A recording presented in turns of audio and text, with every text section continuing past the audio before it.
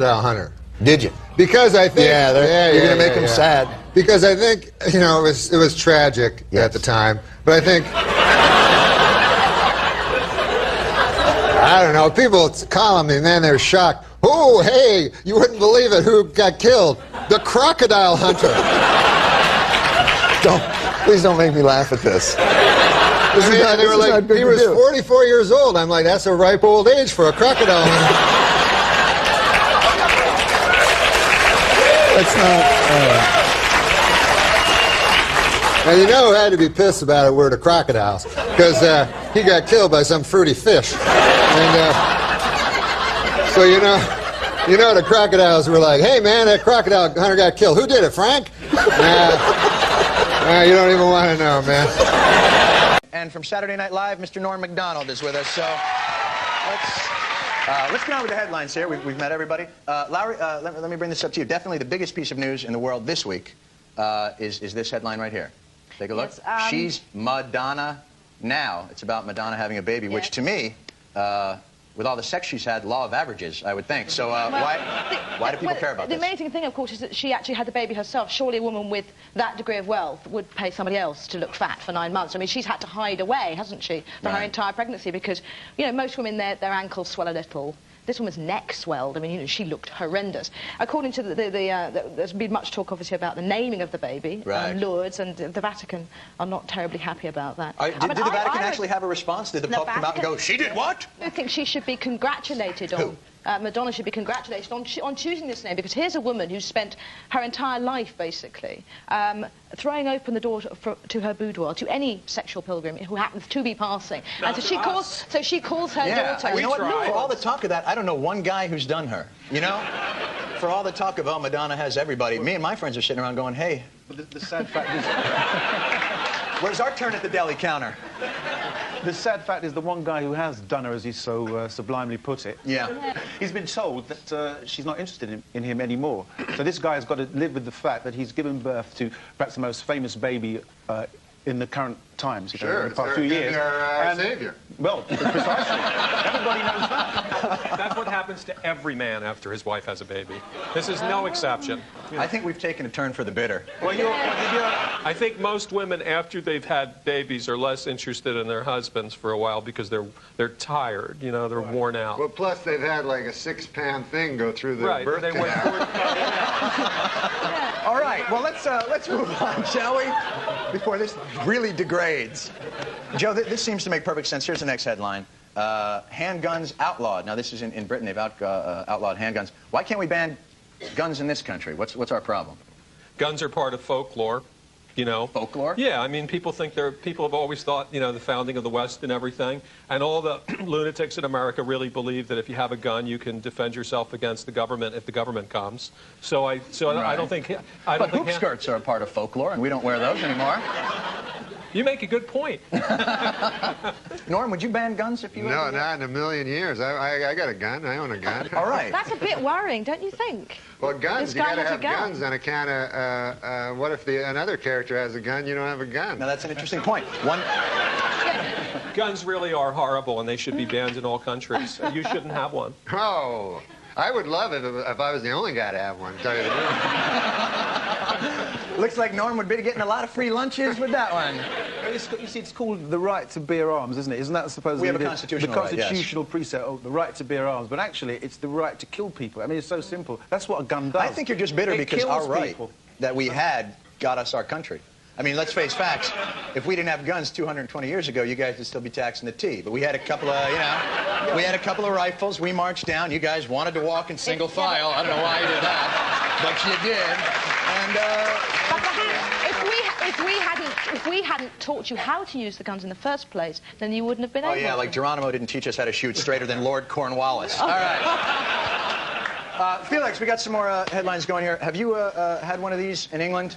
Million Man March in England. Are there 1 million black guys in England to have a march? Or do they have like 100,000? I think actually there's about 5 of us. Oh my God. Things are pretty depleted right now, what with me being over here.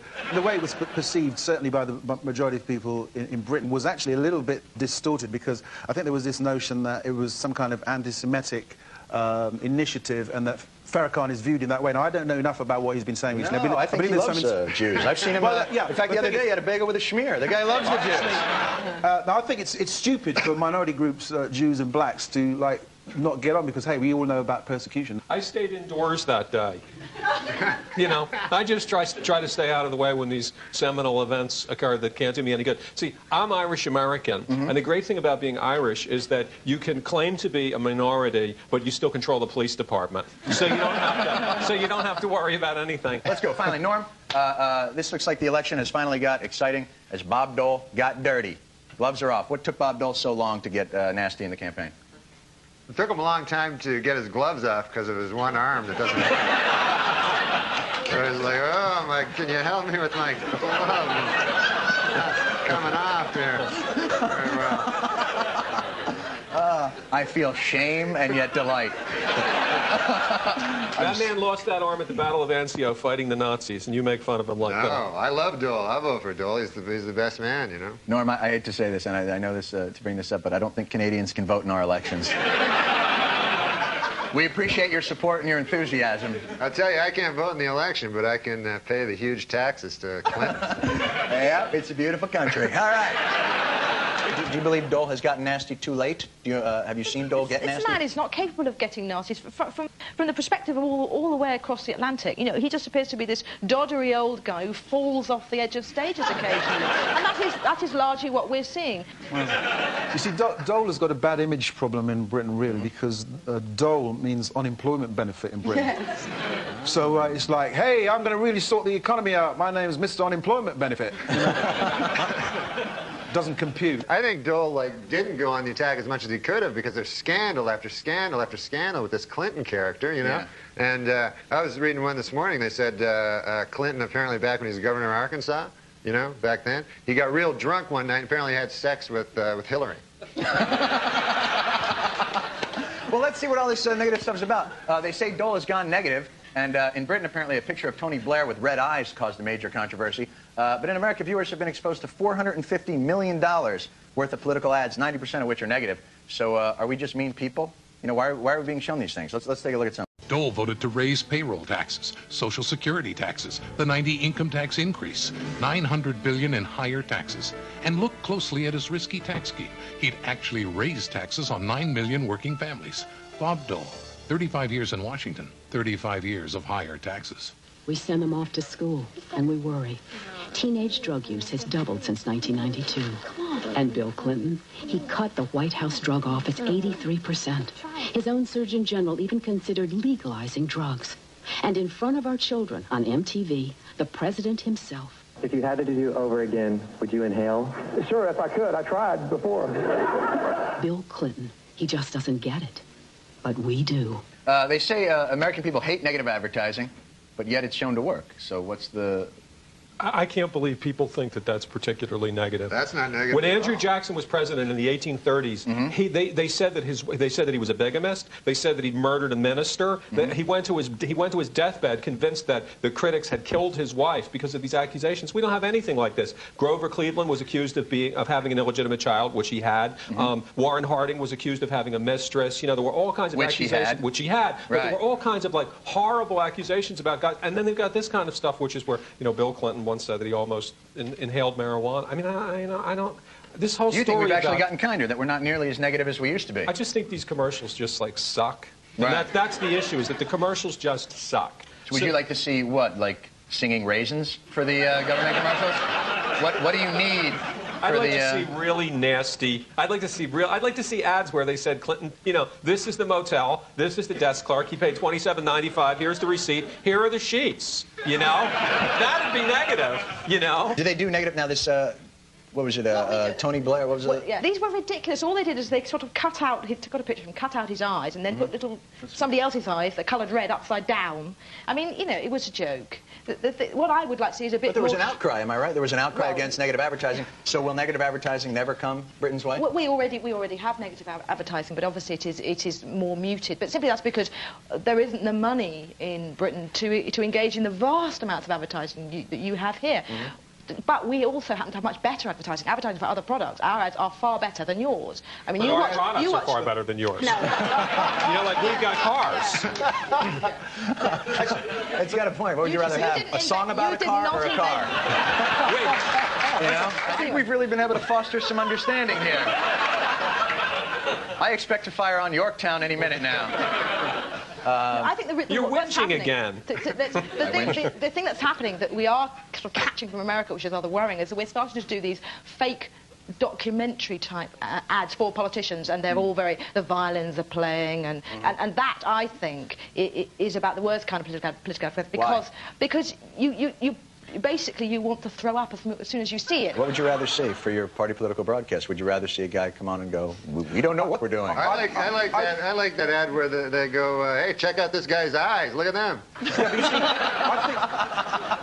you see, if you're in an environment, which is the case in Britain, where political analysis or acute questioning of politicians takes place a lot by journalists, where, for example, even the Prime Minister can go into a television studio and be really grilled seriously about what he's done. And sometimes to the point where it happened a couple of weeks ago, a politician was so badly grilled by a journalist that he rang up the BBC saying, what the bloody hell is going on? How dare they speak to me in this way? If you've got that kind of rigorous political examination of what's going on, the advertisements become irrelevant. We don't have intelligent journalists like that. We have people named Koki. You know, we have, like, the President of the United States comes in and gets interviewed by somebody named Koki. And Koki asks really hard questions. Then, you know, no politician in America would submit to intense grilling because we don't have any journalists who do that. We have, you don't think Sam Donaldson is a relatively intense journalist as far as politicians are concerned? Not by English standards, no. Those guys are really tough. Everybody over here is a cream puff compared to them. Right. They are. While Americans are pessimistic about politicians improving their lives, they're very optimistic about books, audio tapes, and videos improving their lives. Yes, the self-help movement is alive and well, with many Americans believing, I could do anything if I only knew what it was. We asked Lori Pike to go and talk to some losers who buy this kind of thing. How do you create an extraordinary quality of life today? All right, let's see what we got here. Handbook of coping, that'll be useful. Panic no more. Nasty people, how to stop being hurt by them without becoming one of them. I'll try. Don't blame mother. Listen up, girlfriend. Lessons on life from the Queen of Advice. I am right, you are wrong. Definitely take that one. The Anger Workbook. I'll start with lesson 1. With all these books, are we really coping with our problems, though, or are we just thinking up new ones? Well, I have a collection at home myself, and that seems to be the only kind of reading I do these days. My feeling is so strongly that while you have oxygen in you, that the whole point of being on planet Earth, why we all really burn to get here and to incarnate into these families that are so troublesome, is to work things out. I bought the book because I feel like there's something in my life that has been holding me back success-wise in my career. I'm an actor, and it's helped me a lot, actually. I just finished shooting a film, and I just booked a commercial just now. People collectively again are saying, you know what, I am entitled to a healthier, more fulfilling life. I am entitled to love. I want to have a career. I mean, look at this section here on ethical business and right livelihood. I am entitled to love my work. I am entitled to have friends that I adore. Did you think and grow rich after you read Think and Grow Rich? Absolutely. You did? Absolutely. I created my company 4 years ago, right after I read Think and Grow Rich. So I bought a self-help book to help myself. It works. Personally, when I see people reading self-help books, I'm always a bit suspicious of them, especially the ones that say get rich quick and how to, like, enter your inner self in 5 minutes. Earth is an anagram for heart, E-A-R-T-H, and heart being H-E-A-R-T. Everyone on Earth is working on their heart chakra center.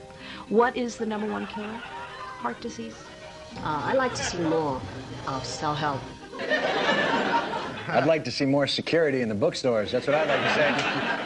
I really think that 30% of the people in any society are jerks. And you just want to trying to keep that potential down, that number down. 30% of the people. 30%. Obviously, Nazi Germany had a higher percentage. Right. But 30% of the people in any society are jerks. And as long as it doesn't go above 30%, that's okay. So people reading these books are jerks. So don't worry about it. If it gets up to like 50, 60%. So these books are not helpful. They're not making us So happy. they don't have any effect on really cool people like us, who have our lives totally together. So that means like one of us is probably a jerk. Although these books are starting to sell in Britain now, the one about women are from Venus, men are from Mars is doing very well. Which, by the way, is not true.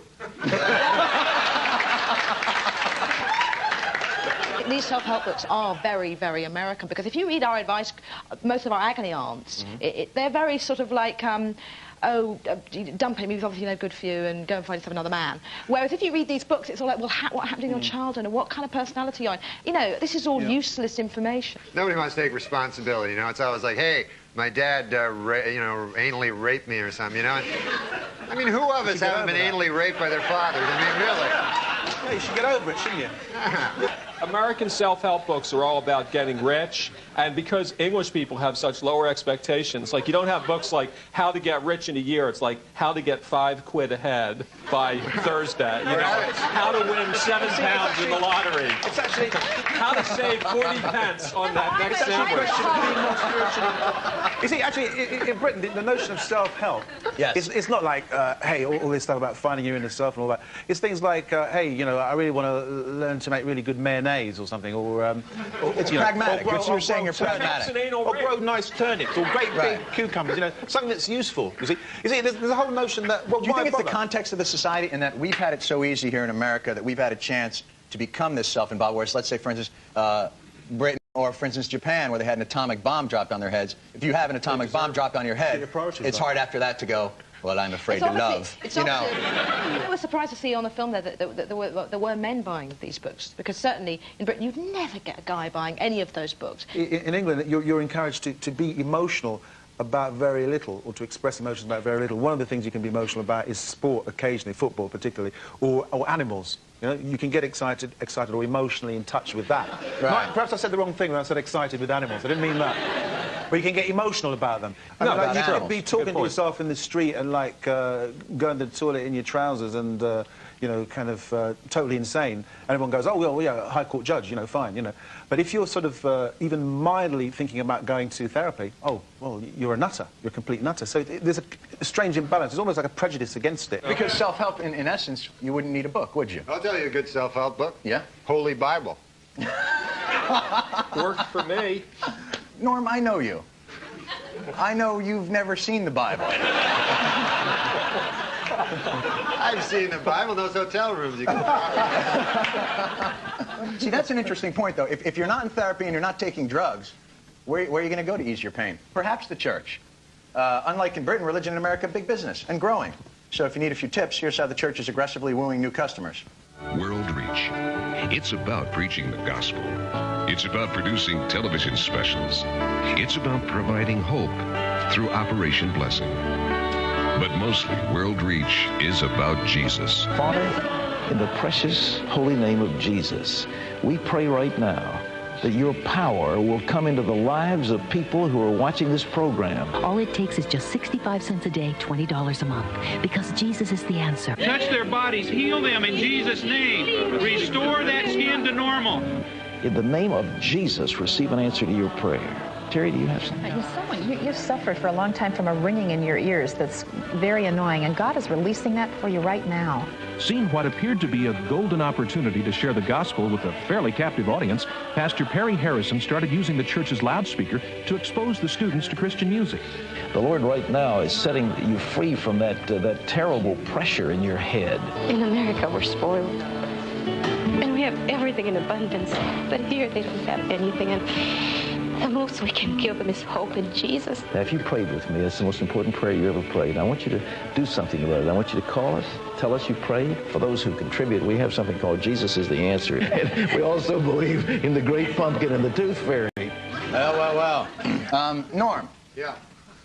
In the United States, religion, big boom in business now. Are we just a pure and moral people? Is that the situation here in America? I don't know. Like you always hear people saying they're Christians, and then they don't read the Bible. It's insane.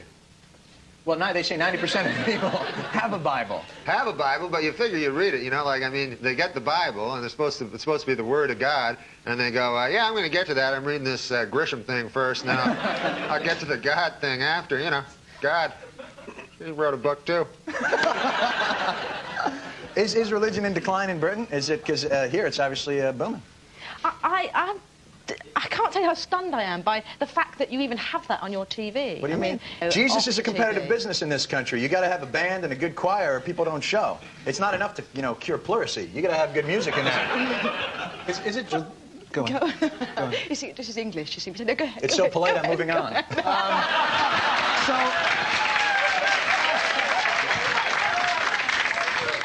I'll tell you what I think about religion in this country. Please, Joe.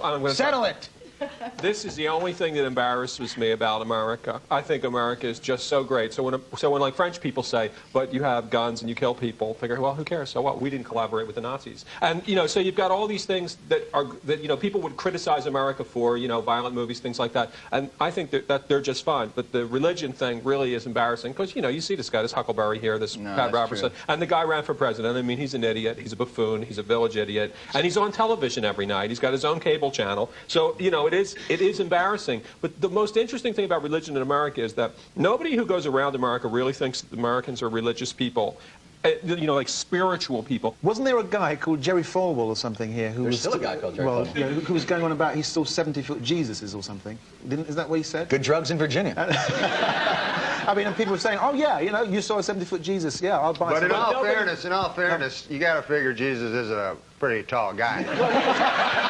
But what sort of car would he drive? Do you think he would have a limo? That's a good point. But in other 70 countries, feet's not that big. In other countries, once a virgin or a saint appears, then they set up a temple, they set up some kind of grotto, you have big lines, you have people lined up waiting to get in. I was in Lourdes a couple years ago, and there were 16 guys in Cleveland Indians shirts waiting to be cured. I figured you guys are going to wait a long time because the virgin's, you know, she's backed up. She's still got, you know, she's got the San Diego Padres guys to take care of her.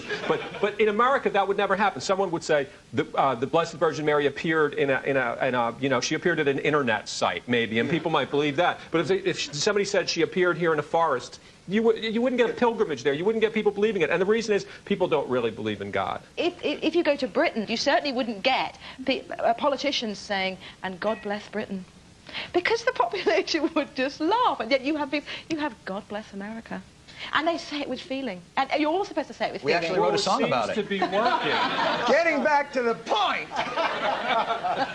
How is the Church of England going to stop the decline of people who have stopped going to church and stopped believing? What the Church of England, I think, is going to have to do, maybe, is to put television screens up for the football results and the lottery, and maybe pinball machines and make it more entertaining and for a bar people in the corner or something. Yeah, I mean, you see, because the Church of England has got this strange position. I mean, it's very integrated with the class system, and it's one of those institutions that historically has been very highly respected. But in recent years, all of those institutions have been diminished in terms of the way people look at them. The judiciary, the monarchy, and then it's about to go down. We're here to stay and run this town. Bring in the heat, bring in the energy. We're the queens of the festival, can't you see? We're the queens of the festival, here to rule the stage. Dropping beats and make your body engage. From sunrise to sunset, we're taking it all. We're the festival queens standing tall. Ooh, yeah, ooh. From dawn till dusk, we command the crowd's gaze. Every beat, every rhyme sets our souls ablaze. With swagger and style, we own this domain. In the realm of music, we reign supreme, no chain. Feel the rhythm pulsating through your veins. Our verses hidden, night fight and never wane. With each lyric we spit, each move we make, we carve our legacy, leaving jaws to quake. We're the queens of the festival, here to rule the stage. Dropping beats and make your body engage. From sunrise to sunset, we're taking it all. We're the festival queens standing tall. Ooh, I get it, ooh. No crown needed, our ours, the crown jewel in the kingdom of sound. We never play the fool with beats as our scepters and rhymes as our decree. We're the sovereigns of rhythm for all to see. So bow down to the queens as we own the night. In the kingdom of music, we're the guiding light. From the first note to the last, we'll always be the festival queens, forever wild and free. the Church of England itself. So the Church of England is really on a downward slope, and I don't know how it's going to be corrected. Basically, because all of these institutions, they've been... Would it matter? Would it matter to the quality of life over there if it went away? They've lost the mythology. The only way that I think that it would increase in popularity is to take a leaf out of the book of all those sort of wacko, alternative, crystal, new age rubbish. You know, for a long time in the church, in most Christian churches, Catholic, Protestant, whatever, the principal influence was, of course, Jesus Christ, because he was crucified. If you go into a church today in America, the principal influence is the Carpenters.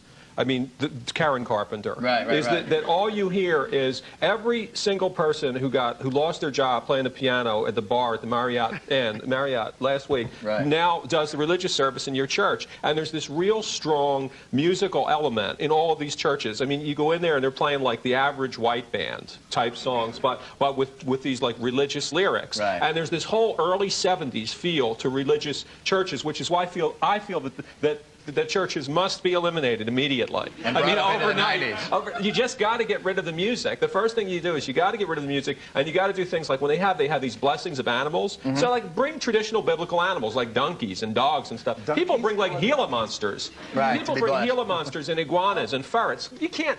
God wouldn't bless those things. You know, it's sacrilege or simony or something. I just have to say this: for Jews, it's just funny to watch the whole thing unfold because we just think we've been cold kicking it for 4,000 years and we don't give a shit what you guys do. I went to a bar mitzvah a couple of weeks ago. You know, you don't have to say that like that. I went to a freak show at Coney Island once. You don't have to say it like that. You don't have to. I went to a bar mitzvah. You people are insane. Once again, that's all for tonight.